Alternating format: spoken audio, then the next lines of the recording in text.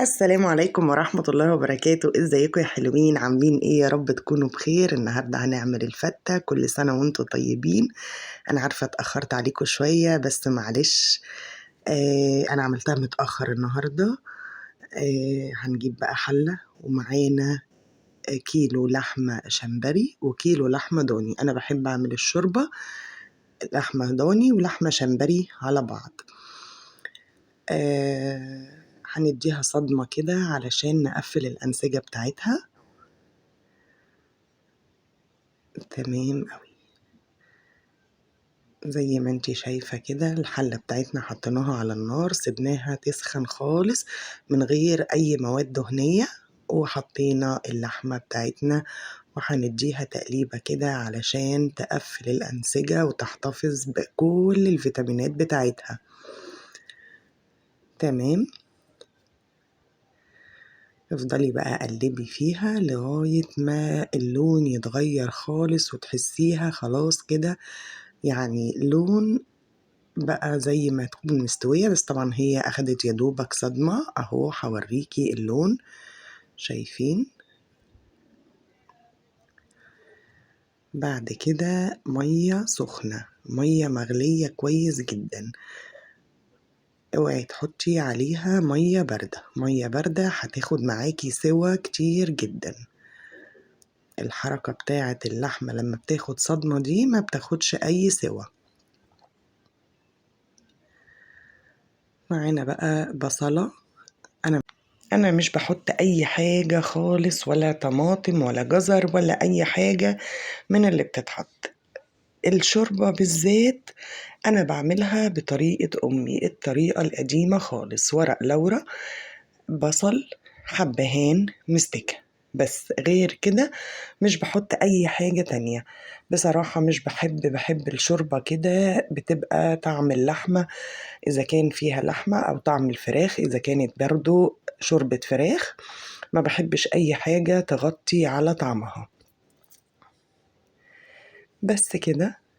وطبعا هنغطي عليها، وبعد شوية هنفضل نشيل الريم بتاعها. طبعا أنا مش هطول عليكم وهشيله وأنا قافلة الفيديو أكيد طبعا. المهم هتشوفوا شكلها في الآخر شوية شوربة. يا سلام بقى، على رأي نور لوز العنب. هنعمل الرز بقى في حلة تانية، معلقتين سمنة فلاحي كده حلوين، وكمان هنحط عليهم المية. طريقة عادية جدا ما فيهاش برضو أي افتكاسات. ونحط الملح بتاعنا، ولما المية تغلي هنسقط الرز بتاعنا برضو. وخلاص على كده يغلي غلوة هنوطي عليه النار.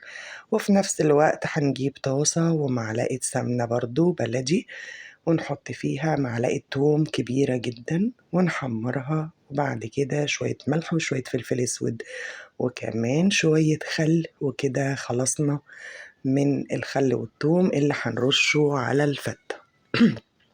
أنا بعمل فتة اسكندراني على فكرة، ما بعمل لهاش صلصة.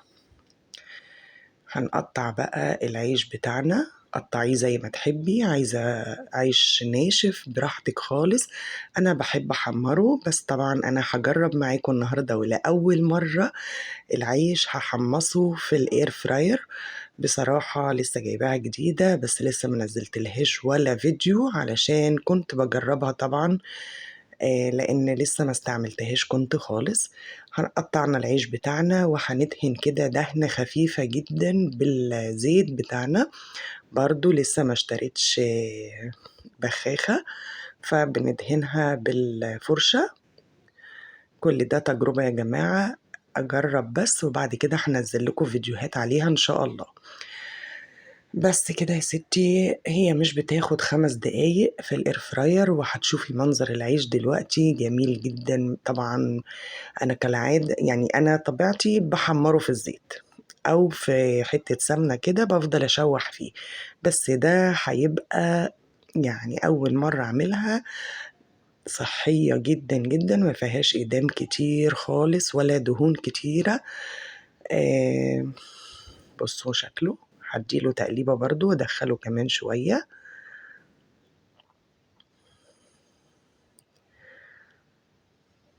بجد كان حلو جدا جدا جدا زي ما انتوا شايفين. يا ريتكم كنتوا سامعين الصوت والخرفشة. بس طبعا هعمل فيديوهات مخصصة للاير فراير وهسمعكم صوت القرمشة.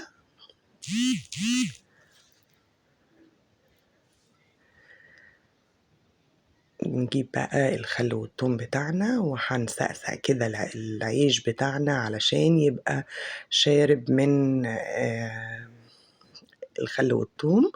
بيدي طعم حلو قوي. جربيها بالطريقة دي هتعجبك جدا جدا جدا. وما تسرحيش معايا، انزلي يلا حطي اللايك وشيري الفيديو علشان انا بقالي كتير جدا ما نزلتش اي حاجة، ويا ريت تساعدوني ان انا ارفع القناة تاني لو سمحتوا بالشير وباللايك. يا ريني اللي يتفرج على الفيديو ما يكسلش يعمل لايك وما يكسلش يكتب كومنت، وكمان يشير الفيديو في جروبات، في اي ابليكيشنز من اللي هو فيها. فيا ريت علشان نرفع القناة.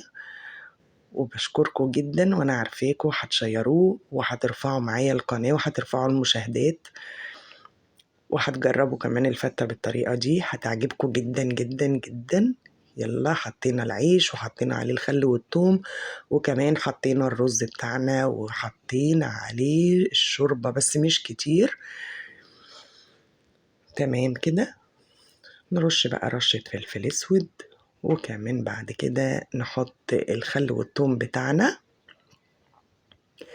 أول مرة أتأخر في الفتة النهاردة، أنا دايما بعملها يوم الوقفة كده في الفجر في السهرة علشان نفطر بيها الصبح، بس كنت لوحدي بقى وكسلت فقلت أعملها على الغدا.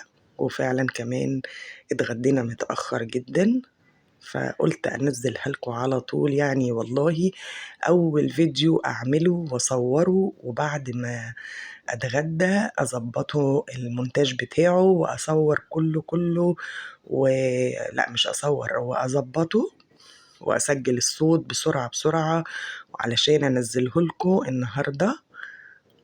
بصوا شوية شوربة بقى مش عايزة أقول لكم، كانت ريحة تحفة جدا. يلا ما تنسوش اللايك، اوعوا تنسوا اللايك. بصوا المنظر، بجد منظر تحفة جدا وكانت خفيفة جدا جدا. جربوها بالطريقة الاسكندراني دي هتعجبكم جدا جدا. ويلا باي.